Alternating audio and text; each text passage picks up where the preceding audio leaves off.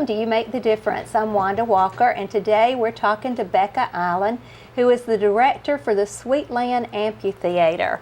Welcome to the show, Becca. Thank you. Thank you for having me, Wanda. Yes, let's just start by telling a little bit about your background and who you are. Okay. Because I know you came from Florida and not originally from LaGrange, so tell us how you got here and all about yourself. Okay. I grew up in Sarasota, Florida, and I met my husband in college. We both went to Emory in Atlanta, and he is from LaGrange. And so we had spent a number of years in Atlanta and Miami, and about 7 years ago, he went out on his own and started his own business.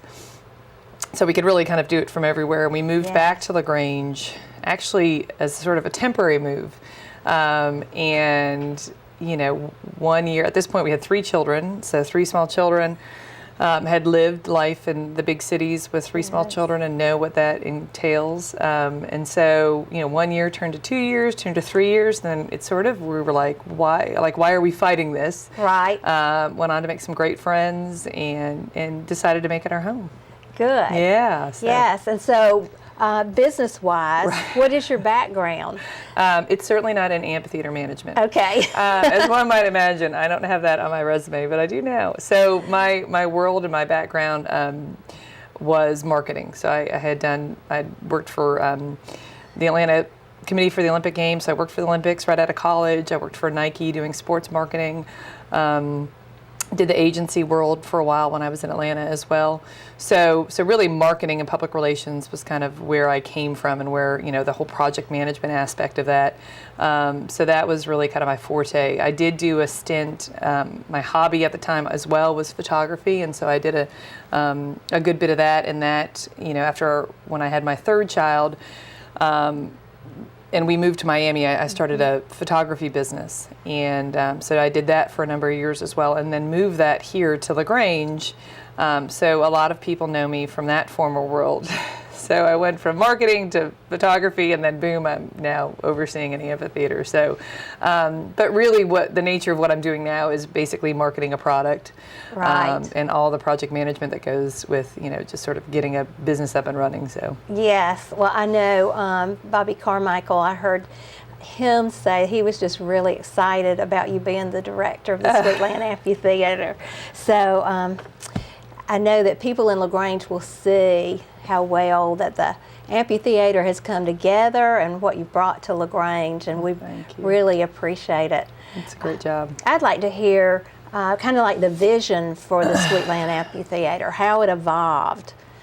Well, and I think most people are familiar with that property and what it was in the 30s. It was land that was donated by the Callaway Foundation, and it became City Park. So for forever and ever, it was City Park. That included the pool, and then it went on to include practice fields for both baseball and football. What's been particularly fun about this, and we'll go back to kind of the vision, but it's the number of generations that I've toured and spoken to that have had so many different experiences there has been pretty special. But so it started out as that, and then as most folks know, that it basically became unusable. It became run down, and it really presented gee, what are we going to do with this space? The conditions by which the land was donated was that it always needed to be used for public purposes and public enjoyment. So it was going to have to become something that everyone could be a part of and enjoy. And so in 2006, conversations began, in particular at the Callaway Foundation, with some of the individuals over there about what this space could become. And so they started brainstorming about the idea of it being an amphitheater.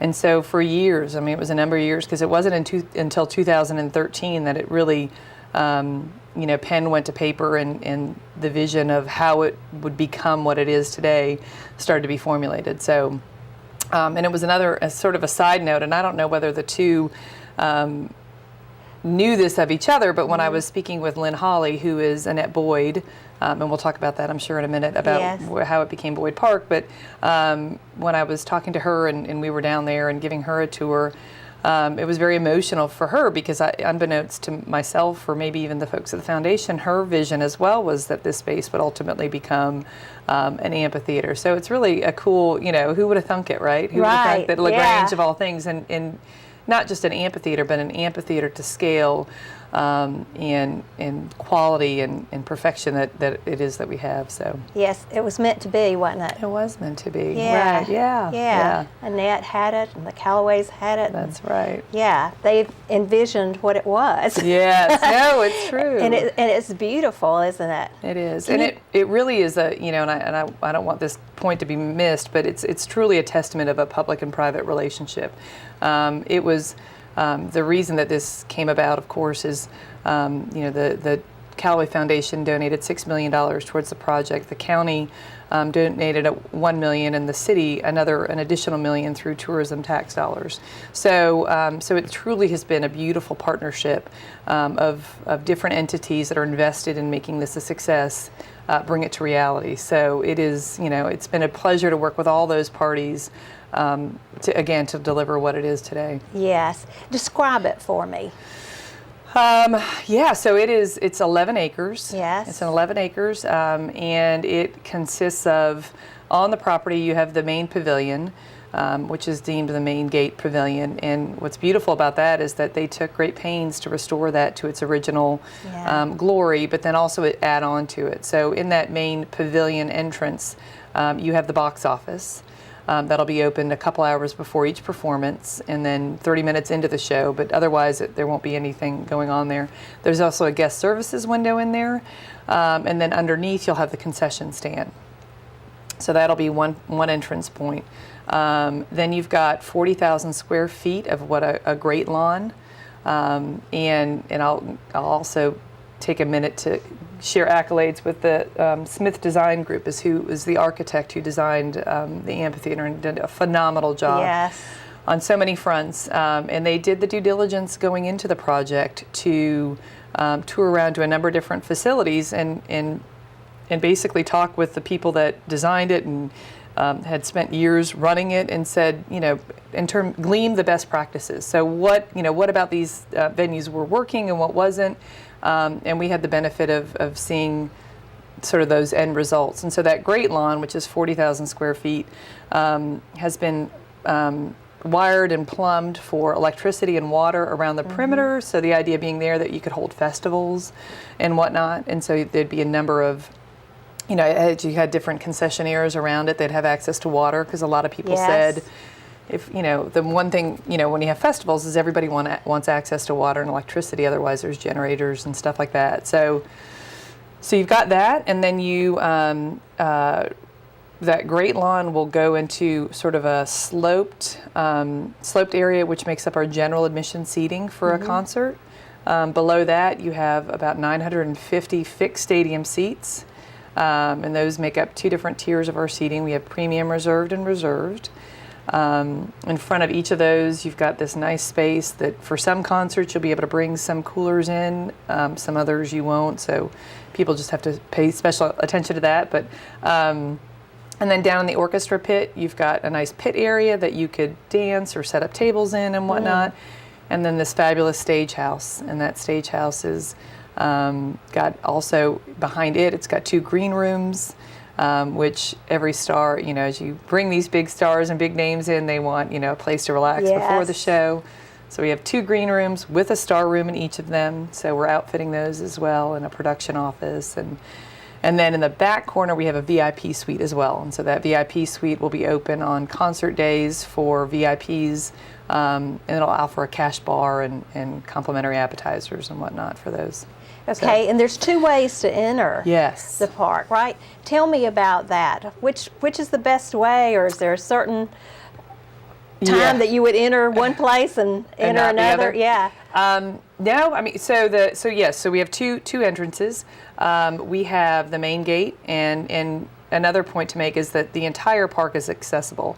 And so whether you're starting out at the very top at the West Pavilion or at the main gate and going down, or the West Gate, there's ramps throughout. So you can really get from the top all the way down to the bottom if you wanted. It might take you a little bit, but you can get there. Takes you longer getting up. It takes you longer getting up, that's for sure. So you've got the main gate pavilion, and that is really for folks that are parking off street. So the surrounding streets, oftentimes we get asked about parking because that's the number one. And we like to say that it's not a parking issue, it's a walking issue. Just like any concert that folks go to, it's par for the course that you have to be prepared to walk. Right. The bonus and the benefit that we have is that really the majority of the parking that we are providing is free. I mean, I can't remember the last time I went to a concert and had access to free parking. Yes. That's tremendous. I mean, it's about value and creating this experience we'll talk a lot about. But so you've got a wide variety of off-street parking, off Smith Street, but then we'll also have access to the government parking deck, which is up on Ridley towards the government center. That'll be open on concert days. So on our website, we have this whole parking page that goes into great detail about where to park. So if you were parked up on that area, you would use that main gate, in my mind. The other parking space that we have is a VIP parking lot. So when you pull into Sweetland, if you pull to the left, it circles around back. And there's 127 actually parking spaces down there, including 20 of which that are handicap accessible. Okay. So those you would buy a pass for to have access to, park in that section, and you buy those along at the same time you buy your tickets for an event. Or you can have the option for some people, if they, loading and unloading zones are located at the main gate, or if in special situations they can actually pull down into the VIP lot and load and unload there as well. So the other parking option for folks is we have cut in the back of that VIP lot. There's a cut through, if you will. So the other place that we're advertising, in addition to the government center parking lot, is the LaGrange High School. Yes. So you would park there, or McCluskey, or any of those spaces around, and then basically there'll be a police officer on most concert nights that will direct you, and signage that will direct you to the cut through. So you would just go up the ramp, and you'd be right in the Westgate parking lot. So. Is that a new cut through? Or it is. That was part of this project. Okay, all right. Yeah. Well, let's talk about why the name Sweetland was given to the amphitheater. And that's a great story as well. So I think I think most folks are familiar with Annette and Jim Boyd, who were the founders of the Sweetland of Liberty parade, and so for decades they ran the Sweetland of Liberty parade, and I hate the fact that I didn't have the pleasure of meeting Annette Boyd, because it sounds like we would have, as Lynn would say, her daughter, we would have a great time together. So I hate that she was right. Yeah. So I've heard wonderful stories, and so in 2000 or in I believe it was 2004, the park was named after the Boyd, so it became Boyd Park. Right. And so when the whole naming process, and I'll give some recognition to Kelsey at Advertising, who's here in LaGrange. They have done a phenomenal job. While I might get a lot of the recognition, there are so many people behind the scenes that are helping to make this happen, and Kelsey is one of those tremendous assets that are making this happen. But they were tasked with not only naming Sweetland, but also doing all the branding and the look and feel for it. And so when they sat down, and I wasn't involved at this point, but when they sat down and tried to figure out what this needed to be called and what was the feel that they wanted this to have, I think a natural outcome was paying homage to what Boyd Park was, which at that point was, the start and the end of the Sweetland of Liberty parade. It felt right. And so from the Sweetland of Liberty parade came the name Sweetland Amphitheater. And then also, the look and feel spun out of that. So it's if you look at our branding and our signage and our logo, it's very Americana, it's very retro, it's very red, white, and blue. Yes. And we've received tremendous compliments. Our billboard that has, people see it from all over. kind of gives that feel. So yeah, so Yes. that's where it started from. And again, it's so much of there's so much history at this space. We wanted to recognize that and all the players that made it helped it become what it is today. Yes. I hadn't made that connection with the red, white, and blue being Yes. with. Yes, Yeah, I'm glad that you brought that up. Yeah. All right, so we've got an exciting series Yes. coming up this summer. Yeah. Tell us who's coming. Yes. So oftentimes we're asked what's going to happen at Sweetland. Right. And in my research, what I've done is that most amphitheaters like our size, they'll run about 12 events a year. We may not run that many this year, baby steps. Yes. But first and foremost, we knew that we wanted to host a summer concert series. Our summer concert series will be made up of 6 shows. We'll start them in April and run them through September. So yes, we have 6 great acts. I think it was very important to us when we were looking at the talent, because right now we're trying to figure out what our recipe for success is, right? So is it, depending on the types of talent, the days of the week that it runs, how Yes. much those tickets are, we're kind of playing around with all different scenarios. So when we looked at this lineup, we wanted some to have, sort of more affordable. We wanted 2 that really kind of low price points that would allow everybody access. Different genres. Yes. So our April show is April 16th. It's a Saturday. That'll be we're kind of dubbing that our preview party. So that is going to be 2 bands out of Atlanta, and we're calling it 4 Decades of Music. So we'll do the 60s, 70s, 80s. We'll probably even throw in some 90s there. But it'll just be a great, fun, relaxed show. And really our hope is that we, have an opportunity to kind of work through the kinks. We ask everybody to be patient with us. This is our first party, Right. and we want to do it right, but know that there's going to be things that we have missed and whatnot. So that's our April show. And do we know the names of those bands? Oh yes, sorry. So it's Band X and members only, and again, Okay. those are 2 bands in Atlanta. And so one will come on and play the 60s and 70s. They'll go away. The next band will come on and play the 80s, and then the first band will come back out and play the 90s. So again, it'll be a fun Yes. sing out loud kind of night. Then our May show, which we're considering our grand opening. I think everybody knows by now, we're super excited to host Willie Nelson and Family. Yes. This will be the Sunday of Memorial Day, so May 29th. So it'll be Willie Nelson, and opening for him will be Cam, who is a Grammy-nominated artist. She was just actually a presenter at the Grammys this past year. Her song Burning House was up for a Grammy for Song of the Year, as well as, and then opening for her is a band called American Aquarium.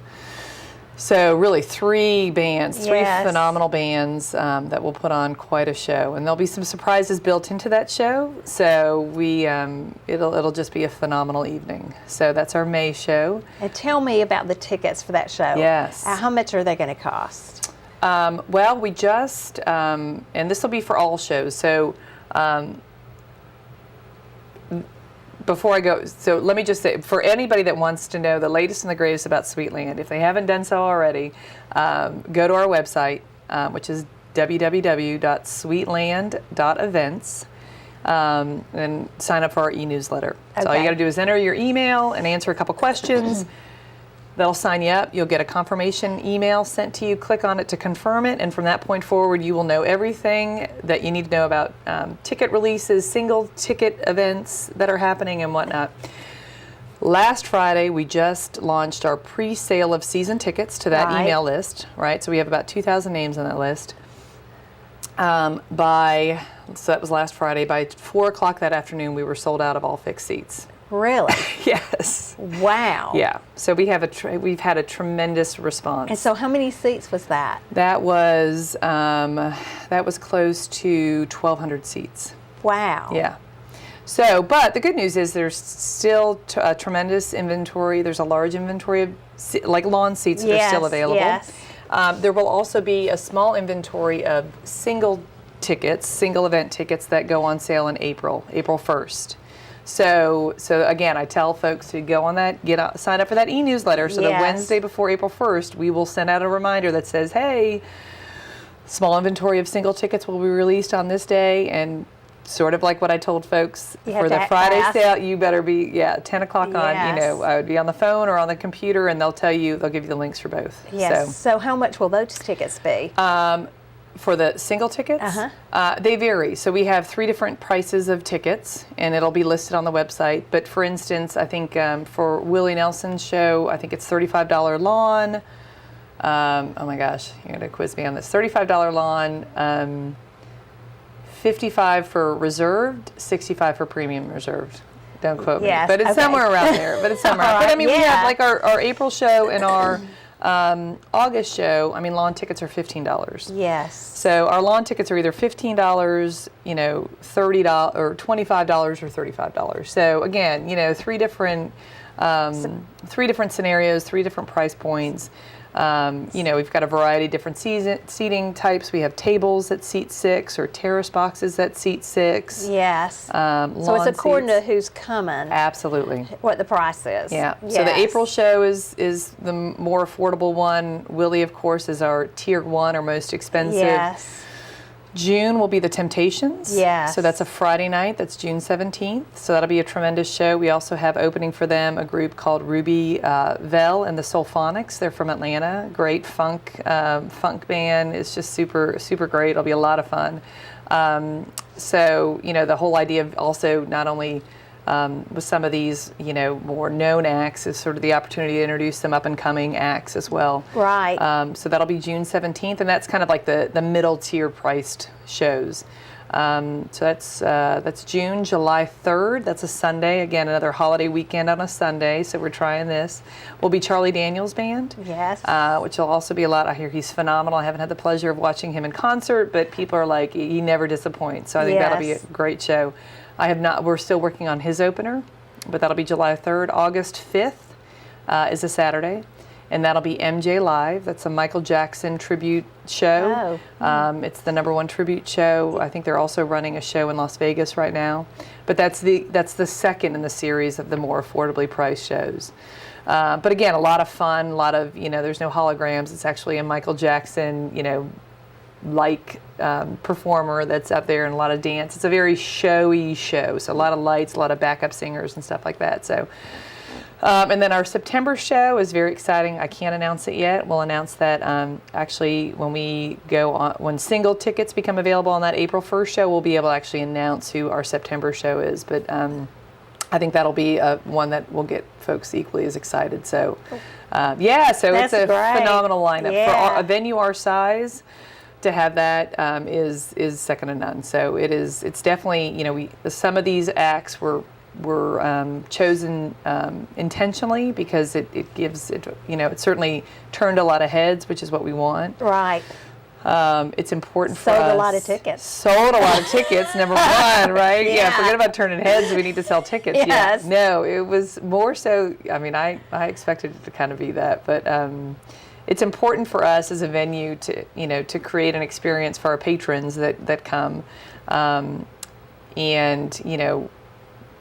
guess the good thing about having never run an amphitheater is that there's no right or wrong. I mean, there's definitely, there's some assumed rights and wrongs, but I think it gives you a little bit more creative freedom to, as long as it's cost prohibitive, to sort of introduce some new ideas, the new experiences to folks. So it's important to us to sort of create that not only for our patrons, but then the artists who play here. So how do you make your venue, despite its size, somewhere that people want to play at because you've got a responsive crowd, because the sound is phenomenal, because you're treated in a way that gets lost at some of these larger venues. Right. So, we're kind of like the mighty giant, the mighty mini giant. How do you overcome size to kind of be something that's special accordingly? So, yeah. Yes. I want you to talk a minute about having LaGrange become a destination site. I remember talking to you about that in your office. Tell me your vision for that. And I think that's some of the methodology behind, scheduling some of these on holiday weekends, right? So how do you create an occasion for which somebody to come come to LaGrange and spend time here beyond a day trip or whatnot. And so I think we have opportunity to do that not only in the summer concert series, but in some other things that we'll do there. But I mean, I think the more occasions that you create for folks to justify coming, and I think there's been studies done that, that depending on the distance traveled equates to how long they're willing to spend there. So, Yes. You sort of take that and you can, I think we are uniquely poised because we're within an hour distance, driving distance to so many, 10 cities surrounding our area that that we can pull from so many different, whether it's Noonan or Opelika or Columbus or Phoenix City or Fort Benning or, Carrollton. I mean, there's so many. We're sort of, we are poised and ready. And we have so much to offer with our proximity to downtown, Right. the lake, like how do we, you're here, stay, play, and see what we have to offer. Yes, and I saw something happen like that in LaGrange that would have been a prime opportunity is when the artist did the painting of LaGrange versus LaGrange with the Nancy Hearts. Oh, right. He did the unveiling of that yeah. portrait, and the Legacy on Main had displays about the Nancy Hearts, and then there was a reenactment So at Bellevue. Yeah. And the First Baptist Church did a play. Yeah. So that would have been a full weekend. Sure. That people could have come and taken part in those things that were happening here. And so I look forward to that happening. Well, good. I'm glad. We look forward to delivering. That's for sure. Good. We have about 2 minutes left, and I want you to tell a little bit about the reactions of people when they came to the grand opening or the preview, open house. Yes. I think it's it's such a hard venue to get into to see. You can kind of drive around it and your interest is piqued, but we've on purpose sort of blocked some of the access points. On purpose, and so when people for the first time got in there and saw it, I mean, they're just dumbfounded. Like to see it and enjoy it and appreciate it for all its glory. Once you're in it, it's state of the art, and it's second to none. And what's even more, we've got folks that are from Atlanta that have come in that are in this business, and they're blown away. And so that's what gets you excited. Like, I'm used to seeing it, I'm impressed, but like when you get people that are in this business that come here and are like, oh my gosh, you have no idea what you have. Like, you will. This is something special. So yes, well, you've done an excellent job. Thank you. And we're looking team effort. Yeah, and we're looking forward to all the events that will be there, and looking forward to enjoying the Sweet Land Amphitheater. Well, thank you. Yeah. Thank you for having me. I appreciate it. Oh, you're so welcome. And thank you for watching You Make the Difference. And remember, you truly do.